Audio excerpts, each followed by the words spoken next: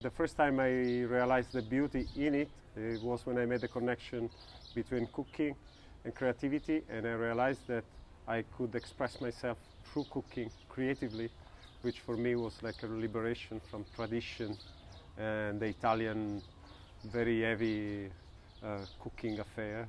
I don't think it's an art, but I think it's artisanal. And artisans are very creative, so I would like to think myself as an artisan of cooking. Artisanal work, I think what makes it special is this thing that in Japan they call shokunin, which is repetition.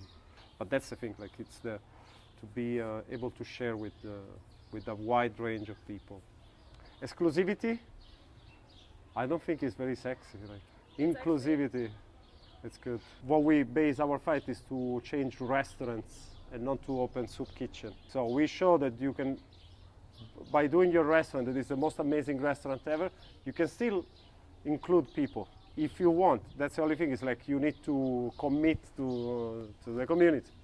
So now in this new restaurant that we're gonna open, it's a non-profit. We don't need to make any profit for anyone. By doing that, you obviously tackle the food waste, the worker rights, the way that people work in the restaurant, which is a very big deal, mental health, alcoholism among chefs.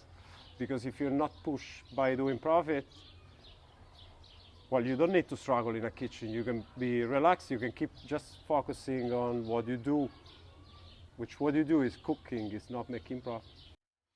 My responsibility as a cook is to open the eyes of younger cooks and don't get exploited to that and become alcoholists or drug addict or work 15 hours a day because there is no point in it.